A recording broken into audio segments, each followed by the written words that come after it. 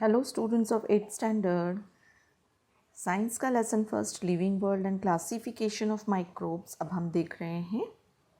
इसे स्टार्ट करने के पहले मैं आप सभी से रिक्वेस्ट करूंगी कि प्लीज़ यदि अभी तक आपने इस चैनल को सब्सक्राइब नहीं किया है तो प्लीज़ सब्सक्राइब करें, लाइक करें, ज़्यादा से ज़्यादा शेयर करें जिससे बहुत सारे बच्चों का फ़ायदा हो सके। चलिए हम यह लेसन देखते हैं, biodiversity and need of classification. अब ये लिविंग वर्ल्ड तो है लेकिन उनका क्लासिफिकेशन क्यों किया गया, इसके बारे में यह पूरा लेसन हमें समझाया गया है। तो biodiversity and need of classification, तो जितनी भी जीव विविधता है यानी जीव जो हैं उनके क्लासिफिकेशन की ज़रूरत क्यों पड़ी। Last year we learn that all the living organism on earth have adopted according to geographic regions, food ingestion, defense, etc. While adopting, many differences are observed in the organisms of same species too.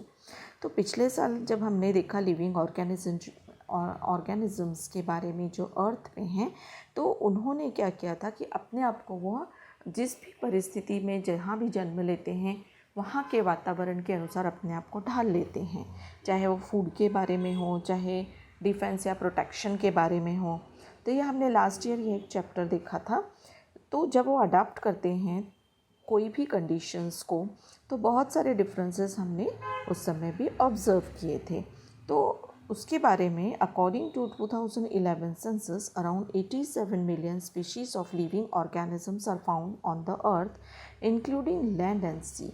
तो जब 2011 में जब पता लगाया गया कि 87 million species है living organisms की, जो कि अर्थ पे तो हैं ही लेकिन समुद्र में या सी में भी पाई जाती हैं।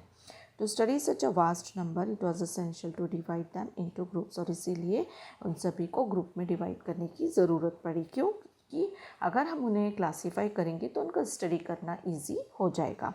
It was essential to divide them into groups, so groups and subgroups were created considering the similarities and differences among the living organisms. तो इनके जो ग्रुप और सब ग्रुप बनाए गए वह कंसीडर करके बनाए गए कि उनमें क्या सिमिलैरिटीज़ है और क्या डिफरेंसेस हैं। This process of dividing living organism into groups and subgroups is called biological classification. तो वह प्रोसेस जिसके अकॉर्डिंग ये लिविंग ऑर्गेनिज्म डिवाइड किए गए थे ग्रुप्स और सब ग्रुप्स में, उन्हें ही बायोलॉजिकल क्लासिफिकेशन कहा जाता है। अभी इन हिस्ट्री अगर हम देखें तो कार्ल लिनियस इन 1735 डिवाइडेड लिविंग और world in to kingdoms. Karl Linnaeus ने 1735 में लिविंग वर्ल्ड को दो किंगडम्स में बांटा, वेजिटेबिलिया एंड एनिमलिया। सेकेंड है Hückel in 1866 considered three kingdoms, protista, plant and animals. तो 1866 में फिर से इन्हें तीन किंगडम में बांटा गया जिनका नाम था प्रोटिस्टा, प्लांट्स एंड एनिमल्स। 1925 में Chatton created two groups, prokaryote and eukaryote. तो इसमें प्रोकैरियोट और यूकैरियोट करके 1925 में इनको डिवाइड किया गया। इन 1938 में Copeland divided living organism into four kingdoms, Monera, protista, plants and animals. और 1938 में फिर उन्हें डिवाइड किया गया चार किंगडम्स में जिनके नाम थे Monera, protista, plants and animals. तो यहाँ हम देखेंगे रॉबर्ट हार्डिंग विटाकर के बारे में, जिसने 1920 से 1980 तक जो थे साइंटिस्ट, अमेरिकन इकोलॉजिस्ट जिन्हें हम कह सकते हैं। In 1969 he divided into living organism into 5 groups. इन्होंने 5 ग्रुप्स में इन्हें बांटा। तो for classification Whittaker consider following criteria, उन्होंने कुछ क्राइटेरिया फॉलो किए। तो फर्स्ट था complexity of cell structure. Cell structure के अकॉर्डिंग प्रोकैरियोटिक एंड यूकैरियोटिक में बांटा गया उनको। उसके बाद कॉम्प्लेक्सिटी ऑफ ऑर्गेनिजम्स जिसमें यूनिसेल्युलर और मल्टीसेल्युलर। तो ऑर्गेनिज्म की कॉम्प्लेक्सिटी के अनुसार उन्हें यूनिसेल्युलर और मल्टीसेल्युलर में बांटा गया, जिनमें एक पेशी या अनेक पेशी भी हम कह सकते हैं जिसको। उसके बाद है थर्ड है मोड ऑफ न्यूट्रिशन के अकॉर्डिंग प्लांट्स जो कि ऑटोट्रॉपिक होते हैं और फोटोसिंथेटिक करते हैं, मतलब खुद स्वयं पोषी होते हैं, जिन्हें आप बोलते हैं खुद से अपना अनाज खुद बनाते हैं, खुद अन्न बनाते हैं। फंगी है जो सेप्रोफाइटिक के absorption from dead organism. Fungi जो डिवाइड हुई, सेप्रोफाइटिक मतलब दूसरों पर डिपेंड रहने वाली, और डेड ऑर्गेनिज्म से ही अपना जो भी पोषण लेती है वह लेती है। और एनिमल्स जो हैं हेटेरोट्रॉपिक एंड इंजेस्टिव, ये भी परजीवी बोल सकते हैं और इंजेस्टिव। उसके बाद है फोर्थ है लाइफ साइकिल के अकॉर्डिंग प्लांट्स जो हैं वो प्रोड्यूसर्स माने गए, एनिमल्स कंज्यूमर्स, फंगी जो है डिकम्पोजर्स। ये लाइफ स्टाइल के अकॉर्डिंग डिवाइड हुए हैं। और फिफ्थ है फाइलोजेनेटिक रिलेशनशिप, जिसमें है प्रोकैरियोटिक टू यूकैरियोटिक, जिसमें यूनिसेल्युलर टू मल्टीसेल्युलर हुए हैं। तो यहाँ पे 5 किंगडम सिस्टम ऑफ क्लासिफिकेशन यहाँ पर दिखाया गया है। देखिए लिविंग ऑर्गेनिज्म पहले डिवाइड हुए प्रोकैरियोट और यूकैरियोट में। प्रोकैरियोट के अंतर्गत यूनिसेल्युलर आते हैं, फिर किंगडम मोनेरा आता है। उसके बाद है यूकैरियोट, उसमें यूनिसेल्युलर मल्टी सेल्युलर होते हैं। यूनिसेल्युलर के अंतर्गत किंगडम 2 जो जिसे हम प्रोटिस्टा कहते हैं। मल्टी सेल्युलर में आते हैं किंगडम 3 जिसमें फंगी है, सेल वॉल पाया जाता है, but organisms can't perform photosynthesis. Cell wall होती है लेकिन ये फोटोसिंथेसिस नहीं करती है। किंगडम 4 में है plantae, cell wall present in organism can perform photosynthesis. ये प्लांट्स जो रहते हैं इनमें सेल वॉल प्रेजेंट रहती है और ये फोटोसिंथेसिस खुद से करते हैं। उसके बाद आता है किंगडम 5 में एनिमेलिया, जिसमें नो सेल वॉल, जिसमें कोई सेल वॉल नहीं पाई जाती। इस तरह से इन्हें डिवाइड किया गया। तो ये बहुत अच्छी तरह से आप देख लीजिए क्योंकि ये कभी कभी एग्ज़ाम में भी आता है। उसके बाद हम बढ़ेंगे आगे किंगडम मोनेरा, वह पहले हम देखेंगे।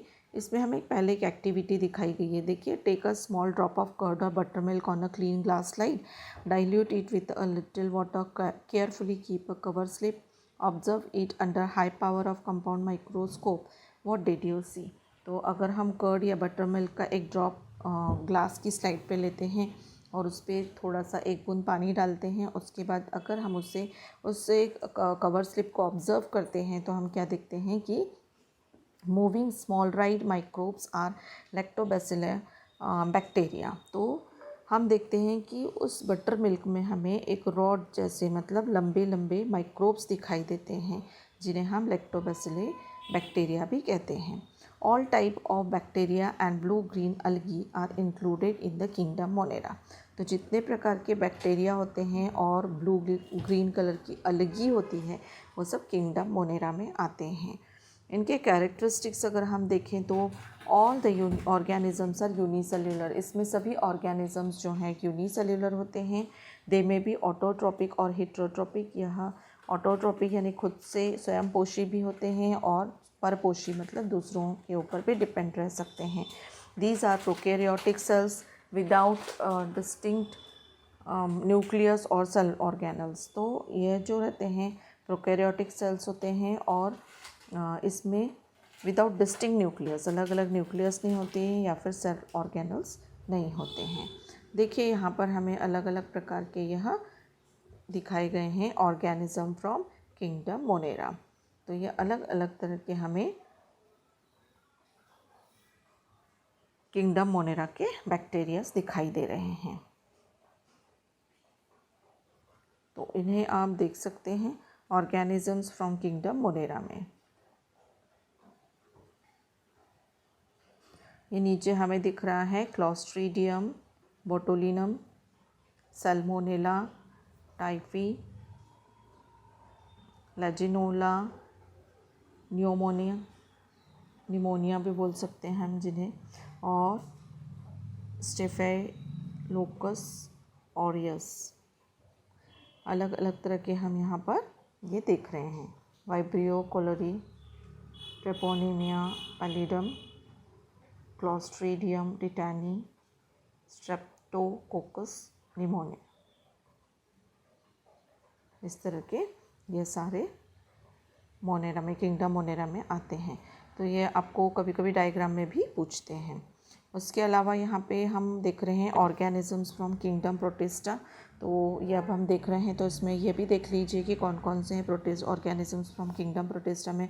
अमीबा है, यूग्लिना है, पैरामोशियम है, वॉल्वॉक्स है। तो यह क्या होते हैं अब हम किंगडम 2 में देखेंगे। तो प्रोटिस्टा में अगर हम देखें तो prepare a temporary amount of 1 drop of pond water और glass slide on a glass slide, observe it under low power and high power of microscope. You will find some motile microbes with irregular shapes. These are amoeba. तो अगर हम गंदा पानी रहता है ना तालाब का या नदी का हो या फिर कहीं जहाँ भी गंदा पानी अभी मिलेगा हमें जो इकट्ठा हुआ हो, उसका एक ड्रॉप अगर ग्लास स्लाइड पे लें और हम उसे ऑब्ज़र्व करें तो हमें कुछ माइक्रोब्स दिखाई देते हैं इरेगुलर शेप के, जिनका कोई प्रॉपर शेप नहीं होता। तो यह अमीबा होते हैं। यहाँ पर हमें अमीबा देखिए यहाँ पर दिखाई दे रहा है, कोई शेप उनका हमें अच्छी तरह से नहीं समझ में आ रहा है ना। इस तरह का इरेगुलर शेप वाला होता है। इसके कैरेक्टरिस्टिक्स इनके बताए गए कि प्रोटिस्टा जो है that are single celled organisms with well defined nucleus enclosed in a nuclear membrane. तो प्रोटिस्टा सिंगल सेल वाला ऑर्गेनिज्म होता है, उसके न्यूक्लियस वेल डिफाइन होते हैं और न्यूक्लियर मेम्ब्रेन इसमें पाई जाती है, न्यूक्लियर मेम्ब्रेन पाई जाती है। सेकेंड है दे हैव सुडोपोडिया और हेयर लाइक सीलिया और whip like flagella for locomotion. हिलने के लिए, हिलने डुलने के लिए, मूवमेंट के लिए इनमें सुडोपोडिया या फिर हेयर लाइक बारीक बारीक ऐसे रोएं जिन्हें हम कह सकते हैं, इस तरह के फ्लैजिला पाए जाते हैं जो लोकोमोशन में इनके काम आते हैं, मतलब मूव करने में। ऑटोट्रोफस होते हैं, for example Euglena Volvox contain chloroplast. इसमें जो दो प्रकार के यूग्लिना और वॉल्वॉक्स जो होते हैं उनमें क्लोरोप्लास्ट पाया जाता है। ये खुद से फोटोसिंथेसिस करते हैं, ऑटोट्रॉप्स होते हैं। हेट्रोट्रॉप्स में इसमें अमीबा और पैरामोशियम आते हैं। तो अमीबा पैरामोशियम जो रहते हैं वो परपोषी होते हैं। ठीक है, अभी यहाँ हम थर्ड देख रहे हैं फंगी, जो कि किंगडम 3 में आ रही है फंगी। तो इसमें भी एक एक्टिविटी हमें बताई गई है कि take a moist piece of bread और bhakri and keep it in a container with lid for 2-3 days. After 2-3 days a fine cotton thread like tuft is found growing on the surface of the bread and prepare a temporary mount of few threads from this culture and observe it under the microscope. तो ये fungi तो हम mostly third fourth से हम इसका experiment करते चले आ रहे हैं कि अगर हम बंद डब्बे में ब्रेड का टुकड़ा या रोटी का टुकड़ा रख देते हैं तो 2-3 दिन बाद हम देखते हैं तो उसमें हमें ऐसे कॉटन थ्रेड जैसे छोटे छोटे से रोए दिखाई देते हैं, जिन्हें हम फंगी कहते हैं या फिर फफूंद भी बोलते हैं या फिर मराठी में उसे बुरशी कहा जाता है। तो इस तरह के कुछ भाग हमें दिखाई देते हैं, तो जिन्हें हम यहाँ पे थर्ड किंगडम में हम फंगी के नाम से जानते हैं। तो इस तरह से यह रहती है एक्चुअली। तो इसकी वजह से भी इसे अगर हम देखें तो इस माइक्रोस्कोप में अगर हम इसे देखते हैं तो हमें इसके क्या क्या कैरेक्टरिस्टिक्स दिखाई देते हैं। देखें यहाँ पे, these are non green eukaryote heterotrophic organism. ये जो रहते हैं नॉन ग्रीन होते हैं, मतलब ग्रीन रहेंगे तो ही हम जानते हैं कि उसमें क्लोरोप्लास्ट पाया जाता है, लेकिन इनमें क्लोरोप्लास्ट नहीं होता है।